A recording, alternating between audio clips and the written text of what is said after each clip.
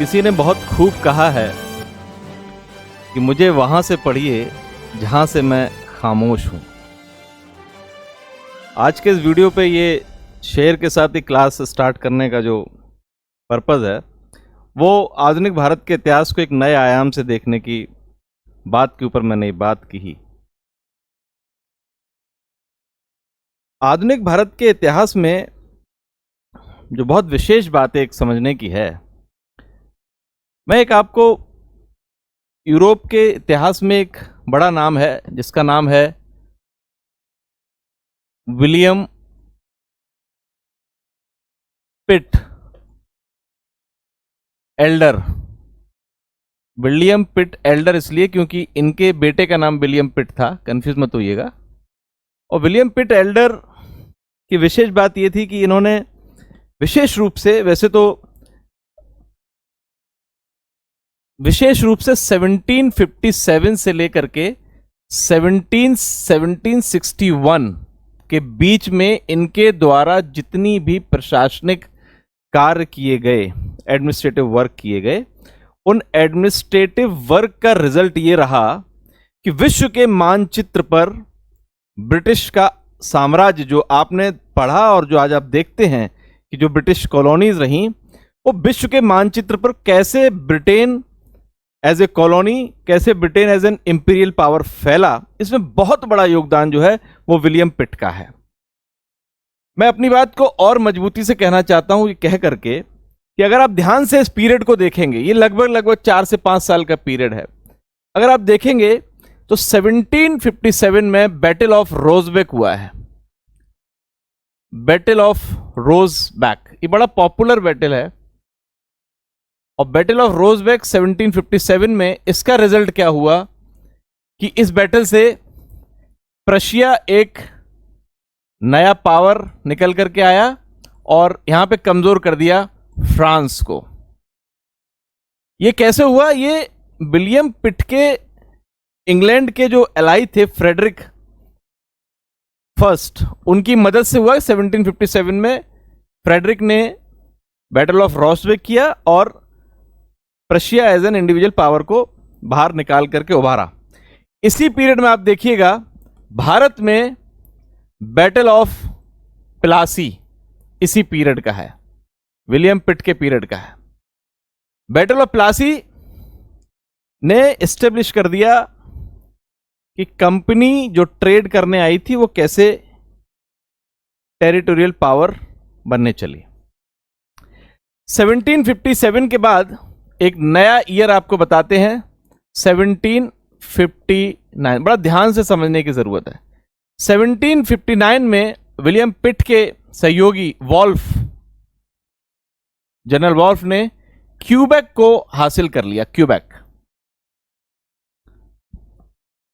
इसी समय भारत में 1761 में अगर आप देखेंगे, 1761 में आयरकूट गवर्नर आयरकूट ने भारत में साउथ में अगर आप देखेंगे फ्रांसीसी फ्रेंच पावर को खत्म कर दिया।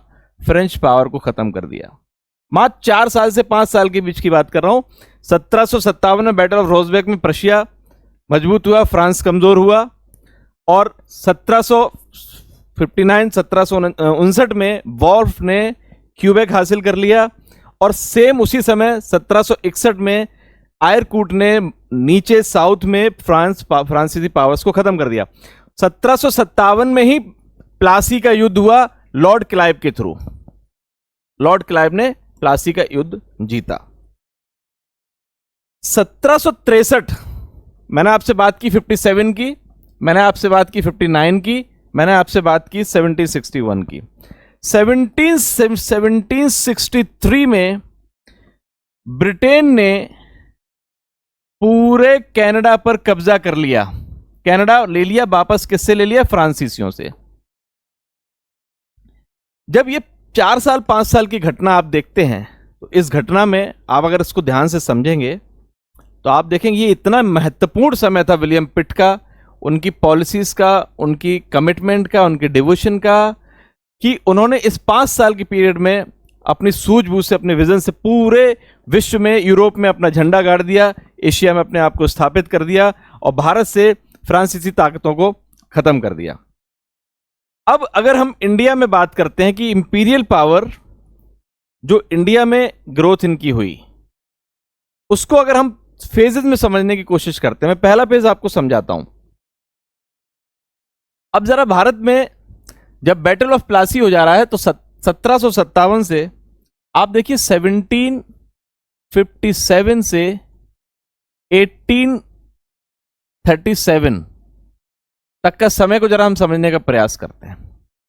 ये इतना इंपॉर्टेंट समय है, इसको हम गवर्नर जनरल और उनकी पॉलिसीज के हिसाब से डिफरेंट एजेस में डिवाइड करने की कोशिश करते हैं। पहली जो एज है that is known as the age of Lord Clive and Warren Hastings. आप देखेंगे इनके पीरियड में, लॉर्ड क्लाइव और वॉरेन हेस्टिंग्स के पीरियड में आप देखेंगे कि ये जो पीरियड है ये पीरियड ऑफ वॉर्स है। इस पीरियड में वॉर हो रहे हैं, इस पीरियड में पीरियड ऑफ एडवेंचर के नाम से जाना जाता है। और इसका रिजल्ट जो रहा विशेष तौर से, वो रिजल्ट ये रहा कि कंपनी ट्रेडर से, जो ट्रेड करती थी कंपनी, वो ट्रेडर से अब टेरिटोरियल पावर बन गई यहां पर।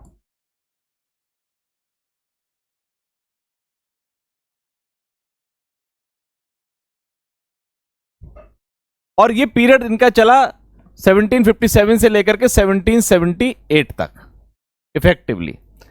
उसके बाद जो दूसरी एज आती, मतलब मैं आपको बता रहा हूं कि एग्जाम के पॉइंट ऑफ व्यू से लॉर्ड क्लाइव और वॉरेन हेस्टिंग्स की पॉलिसी को समझने की आवश्यकता है कि इन्होंने देश के अंदर वो कंपनी जो ट्रेड करने आई थी, कैसे उसको टेरिटोरियल पावर में कन्वर्ट कर दिया।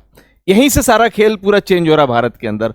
How the imperialism is growing in the country. So this is the age of Lord Clive and Warren Hastings, जिसने ट्रेडर को टेरिटोरियल पावर में कन्वर्ट कर दिया। दूसरा जो एज कहलाती है, वो एज कहलाती है age of Cornwallis, age of Wellesley and age of Lord Hastings. ये तीन गवर्नर्स ऐसे हैं जिन्होंने इन तीन गवर्नर के पीरियड्स में, कॉर्नवालिस, वेलेजली और लॉर्ड हेस्टिंग के पीरियड में, फाइनल वॉर जो थे, final war with Mysore and Maratha लड़े गए। मतलब मराठा की जो प्रॉब्लम थी फाइनली वो इन लोगों के समय में, मैसूर और इनकी प्रॉब्लम जो थी इनके समय में खत्म हो गई। और ये जो सेकंड एज जानी जाती है, ये मानी जाती है कि 1817 तक इन लोगों का समय था जब बॉम्बे का एनेक्सेशन कर लिया गया। उसके बाद जो नेक्स्ट आते हैं, नेक्स्ट तीसरी कैटेगरी के जो लोग हैं वो है एज ऑफ मुनरो, एल्फिंस्टन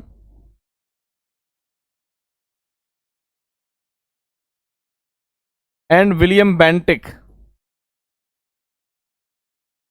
ये तीन गवर्नर जनरल्स, इनको आप इतिहास में जब पढ़ेंगे तो इनके प्रति आपके मन में थोड़ी सी सिंपैथी होगी। सिंपैथी इसलिए होगी कि चाहे वो मुनरो रहे हो, चाहे एल्फिंस्टन रहे हो, चाहे विलियम बेंटिक रहे हो, इनकी पॉलिसीज ने, their policies are tried to establish the peace retrenchment in the country. इनको आप इतिहास में जब भी पढ़ेंगे तो आप इनके बारे में पॉजिटिव ही पढ़ेंगे।